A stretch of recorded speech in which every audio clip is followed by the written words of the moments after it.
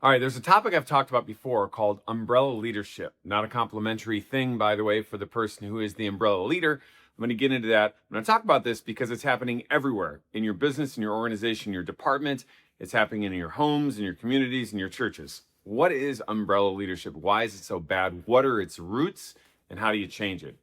Well, the first thing, umbrella leadership is not a submission to a leader, but a subversion of a leader. So, for example, if you're running a company and you're the CEO and the founder or whatever it might be, and you have divisions or departments, okay, and maybe a VP or director running those departments, they are on your mission. You have a mission to create widgets that are the best widgets that everybody loves. Okay, whatever your mission happens to be.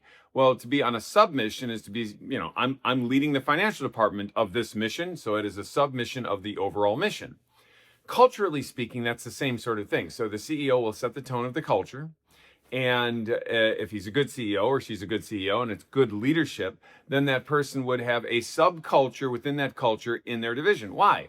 Well, because it's the overall culture of the organization, but there's a subculture which is unique to the particular leader running that division. And we see this in other areas that go well when the experiment works. For example, in the United States of America, when we are actually the United States of America, running toward the same mission in our Constitution, then our states are very different, or regions. The South is different than the West, and the Northeast, the Midwest, but you can still tell this is the United States of America.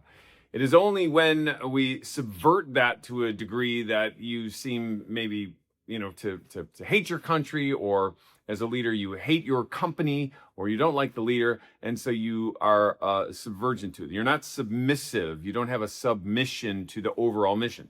What does umbrella leadership look like? Why do I use that term? Well, you can imagine if the culture or the mission were like rain falling. Okay, it permeates everything within the organization, within that church, within that family. But a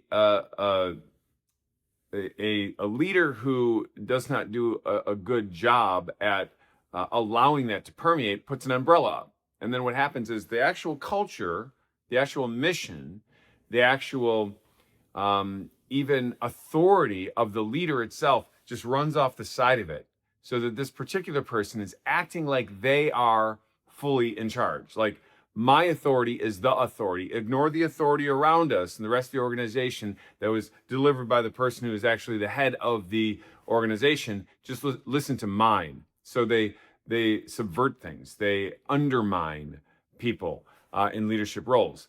Now, I'm going to give you an example of how this played out in one of my companies, how it plays out very often in your companies. I've had this happen more than one time. It's a very common thing, even in good organizations. The difference between what keeps the organization good and effective is whether or not you recognize this and you get rid of it when it takes place. So in one of my organizations, this happened in the financial realm of things, the CFO, in fact, okay? And what happened was he had built a subculture within the overall culture. And that subculture had a radically reduced standard than the rest of the organization. They ended up falling behind on things, not being accurate in what they're doing, not raising standards. Every level that you would measure a financial portion of the organization in was way off. And I would go to him and I'd say, hey, listen, these things are happening. And he would always make an excuse and make things sound really complicated and kind of placate me and then go back to his poor performance.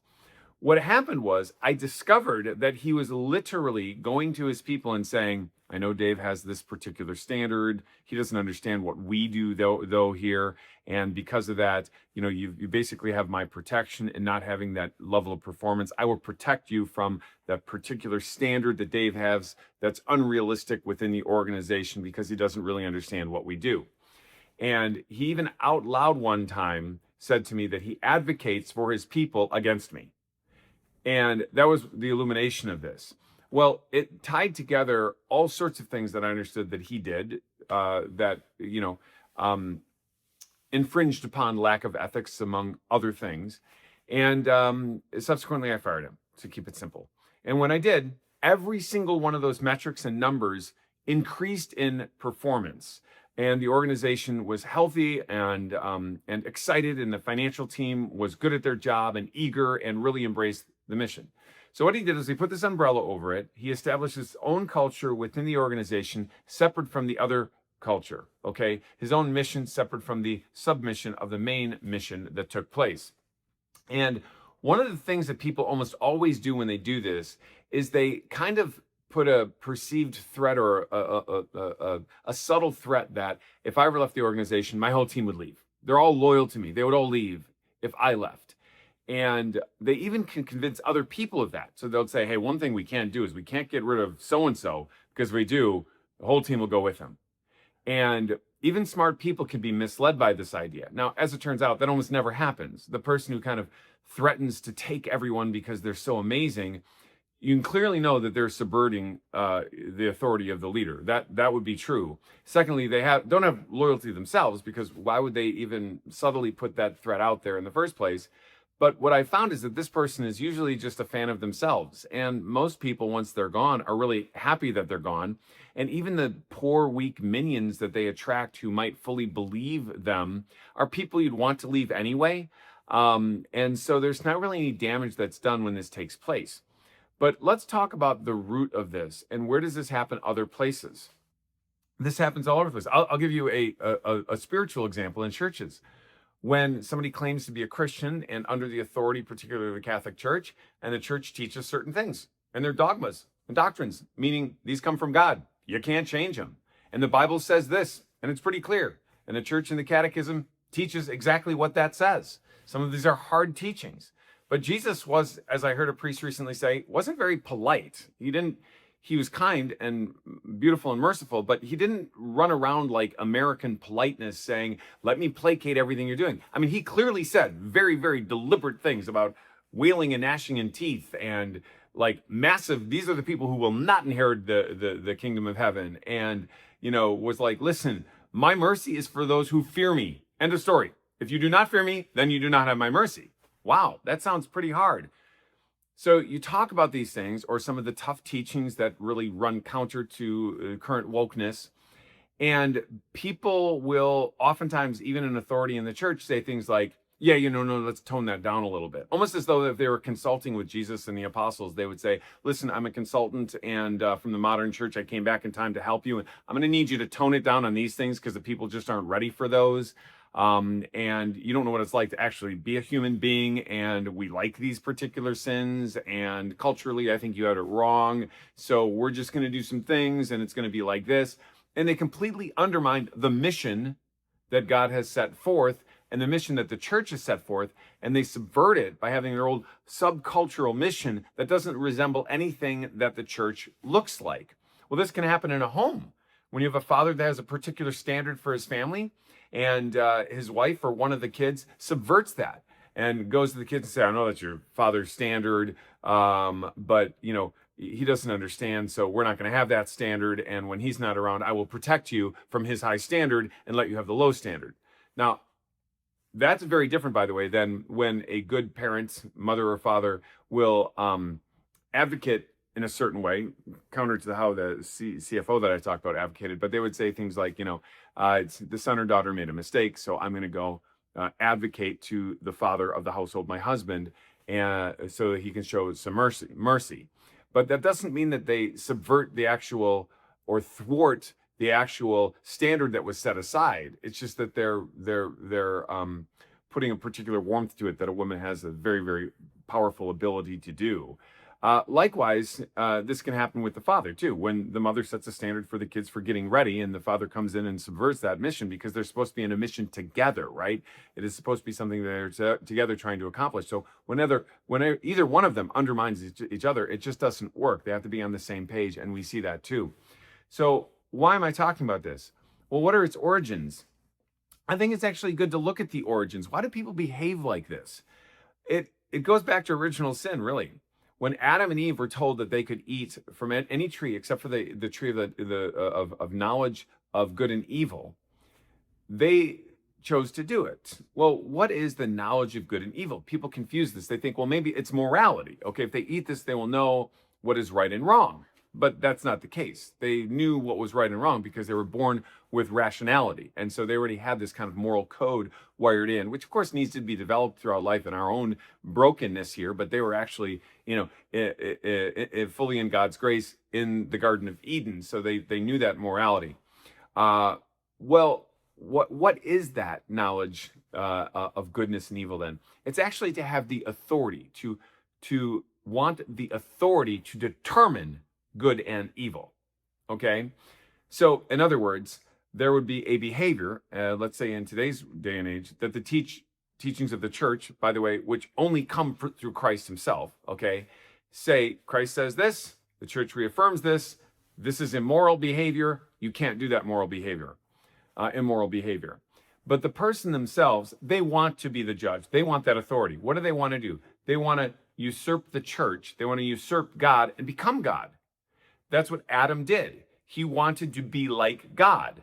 And so he wanted to have that knowledge so that he, in his own life, for himself, can determine what is good and what is evil. He can make the rules for himself.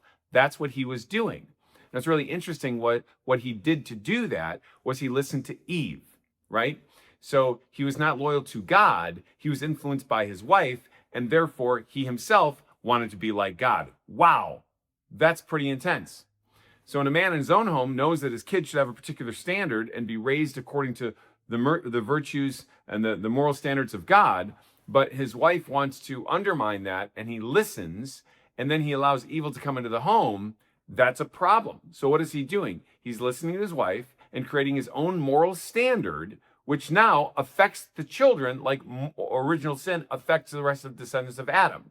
Now, the same thing happens with the man, with the woman. So it's not just man bad, woman bad. No, we both had our own particular badness in the role of that. We, obviously Eve was not being protected by her husband, even though he was right there when Satan was influencing her. So that's on him. On her, though, she falls for it. Okay, on her, she convinces the husband. On him, he listens to her instead of God. Nobody wins in this scenario. Nobody is better of the worst. We're all bad in it, men and women. But it's human nature, really, that we're talking about, not necessarily specifically man versus woman, although in our particular roles, according to who we are, we will actually be tempted to sin in different ways. And that's a very real thing. So what happens is, if somebody in business subverts the leader and reduces the standard of the mission, okay, the standard of quality, of control, everybody within that division is affected by it. And it spills out outside of that division, and everybody in the company is actually affected by that lowerness. So just like Adam and the original sin is passed down to the rest of us, and we have the effects of those sin, pretty much that is the same of anybody that is in a leadership role that now commits a sin or encourages others to commit sins, because there is a cascading effect of this. So how do we recognize this in our own organizations, in our own homes, in our own selves? Because remember, this is not just a message about how you're probably a great leader and somebody is, subverting your mission. This is also very much about how you might be doing that, how I might be doing that.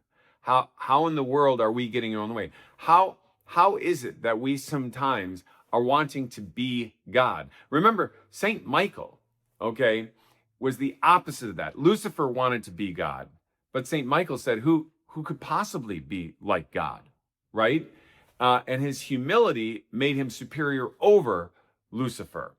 And so what happens is when we are docile to authority, because that authority was given by God, okay, even in, secular circumstances and structures, as long as it's not immoral authority. In other words, if it's telling you to sin, you don't listen, okay? But if it's just a law that's not, maybe it's morally neutral, you're bound to listen to that law because God gave the authority of people to be in positions to do. And this is the fourth commandment. I know that we look at it and we say it's just about honor your mother and father, but under the fourth commandment is to actually honor those who are in authority above you, to not subvert their mission, to be on mission with them because they have the authority to set that mission, even if you don't agree with it. And that's an important thing for us to keep in mind, that when we're under somebody else's authority. So just ask yourself, where is there authority in my life that I disagree with. And again, if it's a moral issue, you have the right to disagree with it and not abide by a immoral law. But that's not mostly what we're talking about here. We're talking about things you don't like. Oftentimes it's policies and procedures. The culture of an organization is made up of the way people live out policies and procedures quite often, or standards within the organization. So you might not agree with them, but those are the ones set forth by the people who are leading the organization, and it's their right to do it. And if you're going to be on the team, you're going to be submissive to that. You're going to be in that submission in order to advocate what those standards they have the right to set forth are. So keep this in mind as a leader. The last piece of advice that I'd give you is, besides trying to identify in your own life where you're doing this, if you are leading an organization and you recognize that there is like part of the organization that's just off, like this organization is off, it is very often that leader is the one that needs to be replaced, that's leading the organization, because they're subverting, not submissive to the overall mission. And there are ways you can find it out with probing questions and whatnot too, and just by taking a look at kind of what's happening when the people in that particular department speak about the department and about the leader. So keep it in mind, and it will help solve a lot of problems within your organization.